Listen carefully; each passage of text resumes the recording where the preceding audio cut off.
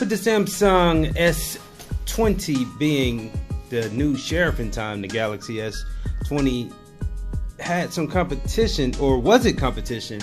So what I'm going to do, and this is according to CNET, and numbers don't lie, these are some stats.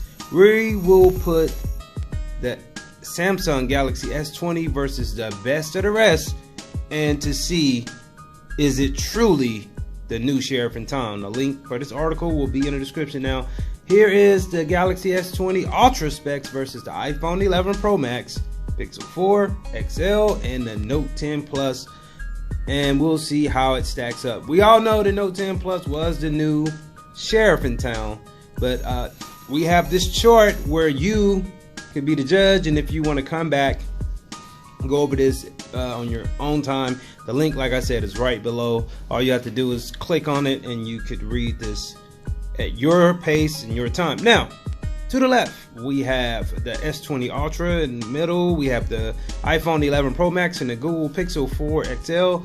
On the very far right, you have the Note 10 Plus. So, as far as sizes go, display, I'm a very passionate person with my display. It is probably accounts for like 60% of the reason I'll buy a phone, to be honest. Now, in this case, you have a 6.9 inch AMOLED screen compared to all the rest. And the only one that really compares to that would have been the 6.8 inch AMOLED Galaxy Note 10 Plus screen. Pixel density, the Pixel has more density than all of these, but the Ultra does have 511, while the Pixel has 537, and everyone else has under 500 ppi. Now, the dimensions, of course, we know 6.9 is bigger than all the rest, and that could vary in weight, but we know overall it will be bigger. Now, the mobileware, you're getting Android 10, all of these phones, as a matter of fact, besides the iPhone, of course, is on iOS 13. Camera, there's no competition here at all. 108 megapixels, 48 megapixel, 12 megapixel, and a time of flight camera. Just no competition. Even the Pixel has just two cameras compared to the quad setup that's on the S20 Ultra. So, and of course the Note has a nice 3 set of cameras as well. Front facing, 40 megapixel, once again the Ultra.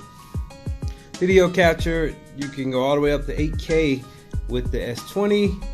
Processors, this is another place where they blow everyone out with the 64-bit octa-core, 2.7 gigahertz compared to the rest, which is most of these guys are using the 855 Snapdragon or the A13.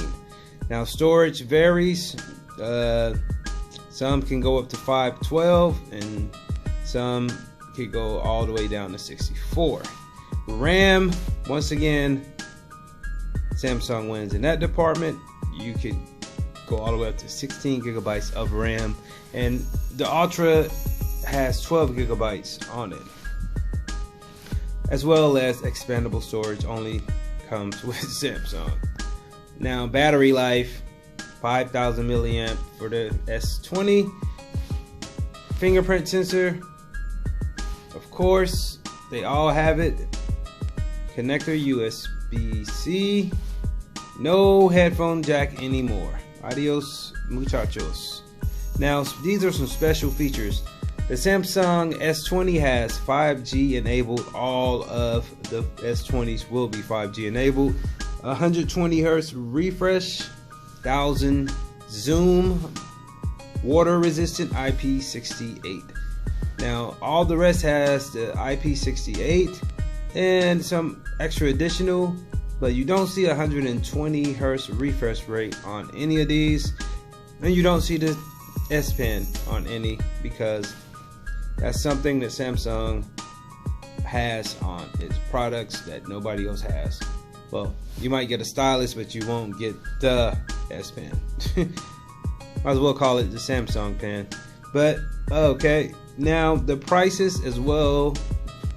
as just like the S Pen, no one will have a price like this but Samsung. $1,300 for the S20. All the rest is cheaper than that. So Samsung wins almost. The Samsung S20 Ultra wins in almost every category, even with the prices. What do you guys think? There is a new sheriff in town. It beat out the most powerful phone, which was the Note 10 Plus. And now I think the only phone or Note that could take the place of the Ultra 20 would be the Samsung Galaxy Note 20.